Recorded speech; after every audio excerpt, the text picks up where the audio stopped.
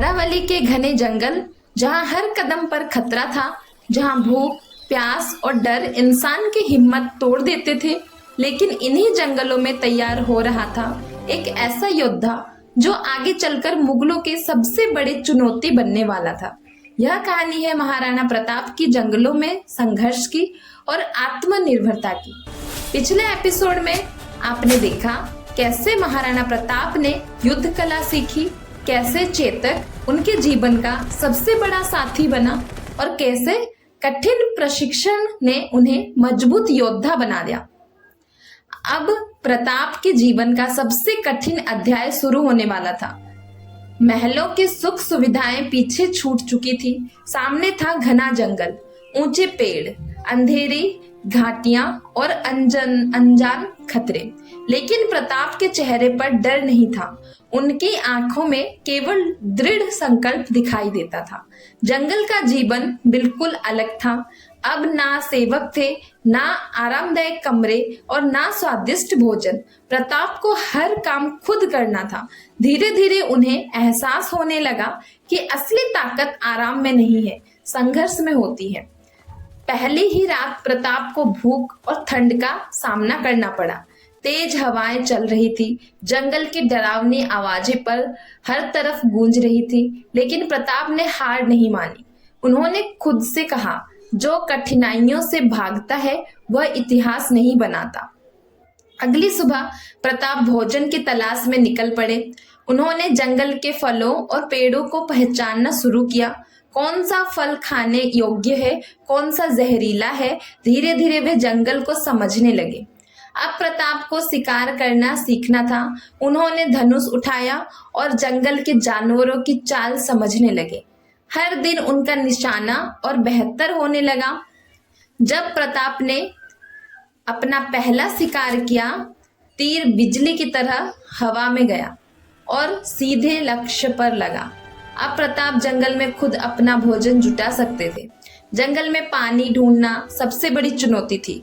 प्रताप ने जानवरों के पद चिन्हों का पीछा किया और आखिरकार उन्हें एक नदी मिल गई। जिस दिन उन्होंने सीखा, प्रकृति हमेशा संकेत हमें देती रहती है। नदी अब प्रताप के जीवन का आधार बन चुकी थी। वहीं से पानी मिलता, वहीं पे आराम मिलता और वहीं बैठकर भविष्य के बारे में सोचते। अब प्रताप ने खुद का आश्रय बनाना शुरू कर दिया।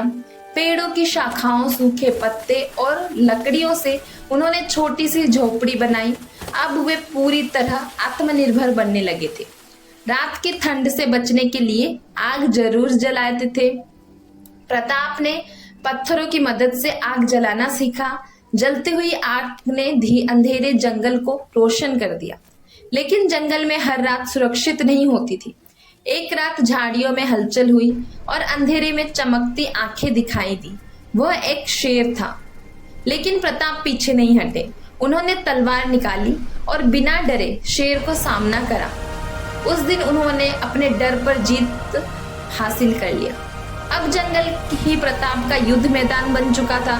पेड़ों के बीच में दौड़ना, छिपकर हमला करना और तेजी से दिशा बदलना, उनकी युद्ध कला पहले से और खतरनाक हो रही थी।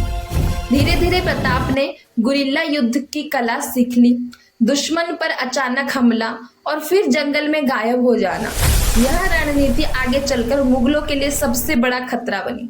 जंगल में प्रताप की मुलाकात भील आदिवासियों से हुई। उन्होंने प्रताप को जंगल के गुप्त रास्ते बताए और जंगल में जीवित रहने की कला भी सिखाई। भीलों से प्रताप ने बहुत कुछ सीखा, कैसे बिना आवाज के चलना, कैसे दुश्मन पर अचानक हमला करना। अब प्रताप पहले से कहीं ज्यादा कुशल हो चुके थे। जंगल ने केवल प्रताप के शरीर को नहीं, बल्कि उनके मन को भी मजबूत किया। अब वे हर परिस्थिति में शांत रहना सीख चुके थे। अब प्रताप पूरी तरह आत्मनिर्भर बन चुके थे।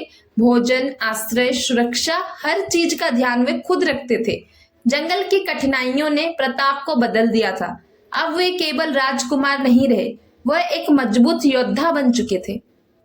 अरावली के जंगलों में बिताया गया यह समय प्रताप के जीवन की सबसे बड़ी परीक्षा थी, लेकिन यही संघर्ष उन्हें आने वाले युद्ध के लिए तैयार कर रहा था। अब मेवाड़ पर संकट के बादल मंडराने लगे थे। मुगलों का प्रभाव बढ़ता जा रहा था और चित्तौड़ का भविष्य खतरे में था। आगे एपिसोड में हम देखेंगे मेवाड़ का संकट, मुगलों का बढ़ता प्रभाव और चित्तौड़ की भयावह स्थिति। तो मिलते हैं नेक्स्ट वीडियो के साथ। तब तक के लिए हमारे चैनल गीता स्टोरी वर्ल्ड को सब्सक्राइब करना बिल्कुल ना भूलें और कमेंट में जरूर लिखें जय भवानी।